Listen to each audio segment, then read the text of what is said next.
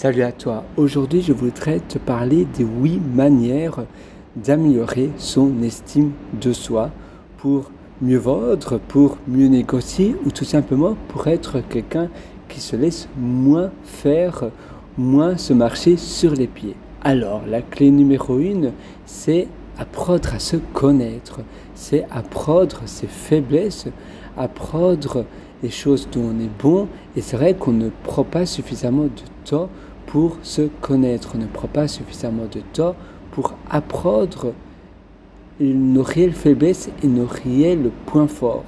Et ça, c'est quelque chose de très important. Tu peux te poser des questions comme quels sont tes points forts, quels sont tes points faibles à toi-même, devant le miroir. D'ailleurs, ça fonctionne encore mieux.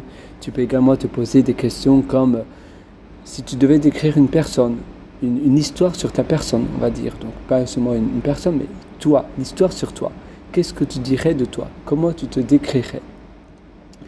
Quelles sont tes principales peurs? Quels sont tes désirs profonds? Quelles sont tes grandes réussites que tu as fait? C'est un peu comme un entretien, comme tu peux le constater, c'est un peu comme un entretien d'embauche. Quelles sont les grandes réussites que tu as réussies? Quels ont été tes échecs les plus douloureux? Quelles sont les leçons que tu en as tirées de tes échecs? Quelles sont les 20 choses pour lesquelles tu éprouves de la gratitude envers toi? Qui tu admires et pourquoi? Et si tu devais t'admirer toi-même, quelles sont les raisons pour lesquelles tu t'admires? Quelle est la définition de ta réussite professionnelle et de ta réussite personnelle? Bon, maintenant, si c'est pour vendre et pour négocier, tu peux simplement te limiter à la réussite professionnelle. La deuxième chose, c'est d'accepter tes défauts. En effet, si tu passes ton temps à résoudre tous tes défauts, tu vas avoir du mal à finalement améliorer les choses dont tu es déjà très très bon et donc beaucoup meilleur que la moyenne. Si tu essaies de passer ton temps à résoudre des défauts, de toute façon, ces défauts-là, tu vas peut-être pouvoir plus ou moins les combler, mais tu ne seras jamais le meilleur du meilleur, tu seras tout simplement dans la moyenne, et moyenne, c'est-à-dire médiocre. Pareil, personnellement, je ne suis pas très bon en maths. Si je dois passer des heures et des heures à être super bon en maths, je vais frôler la moyenne, c'est-à-dire je vais être toujours médiocre. Par contre, j'ai pas mal d'autres domaines où je suis excellent. Et c'est pour cela qu'il vaut mieux que je passe mon temps à améliorer les choses dont je suis déjà très très bon, au lieu de gaspiller mon temps à essayer de résoudre des défauts. Et accepter ces défauts, c'est également augmenter sa confiance en soi. C'est également augmenter son estime de soi.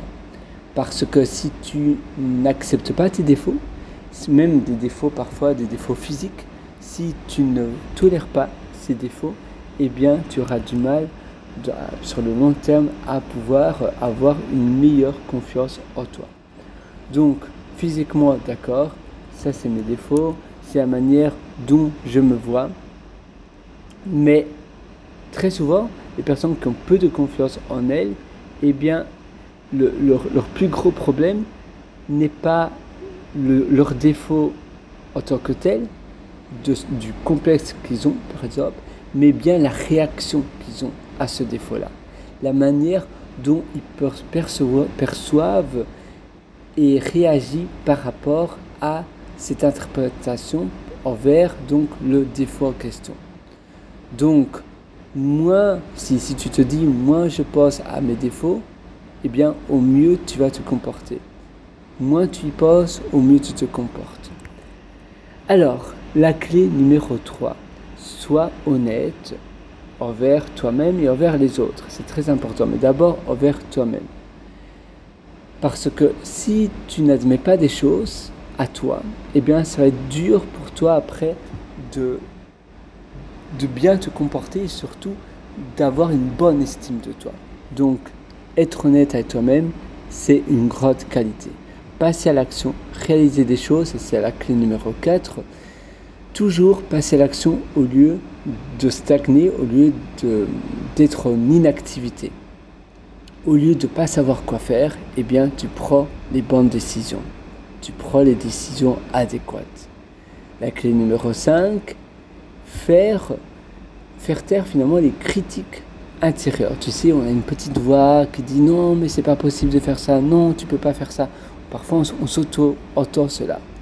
Je n'ai pas été à la hauteur de cet entretien-là, je n'ai pas été à la hauteur de mon job, dans cette position-là. Eh bien, ça, ce sont des phrases que tu t'auto-dis qui sont réducteurs et qui te donnent des limites. C'est finalement des croyances limitantes.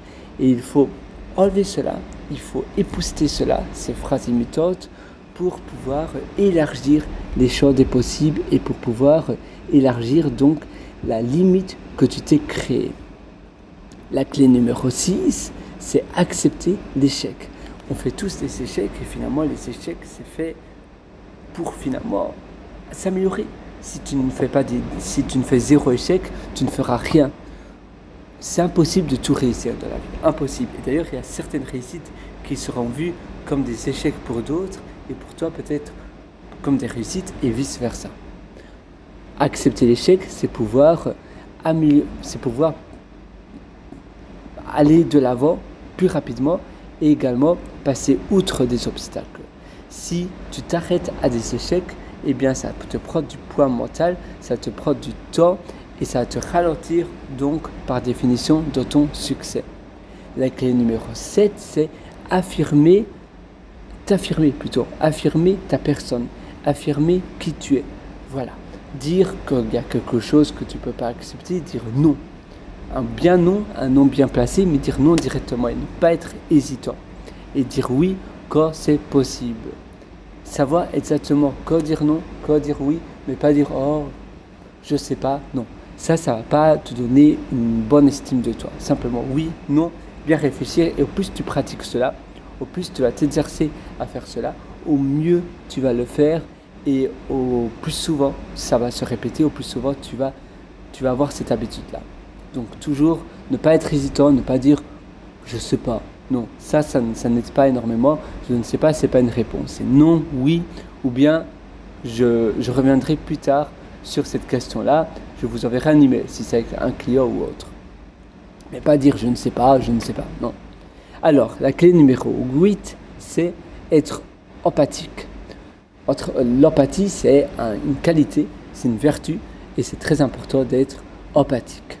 Donc finalement, la conclusion de tout ça, c'est améliorer son estime de soi en utilisant ces 8 clés au quotidien, tous les jours.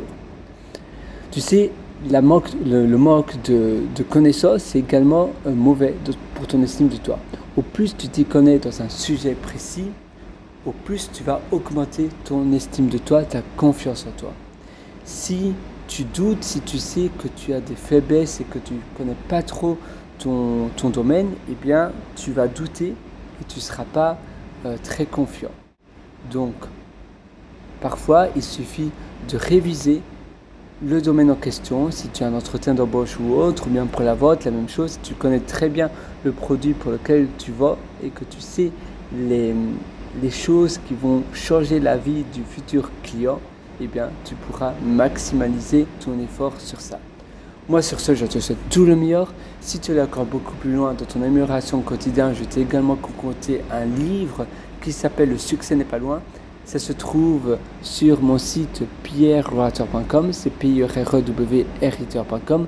Là-dessus, tu verras un lien qui s'appelle « Mes livres » et tu pourras acquérir mon livre « Le succès n'est pas loin ». Moi, je te souhaite une excellente journée du fond du cœur. À une prochaine. Ciao.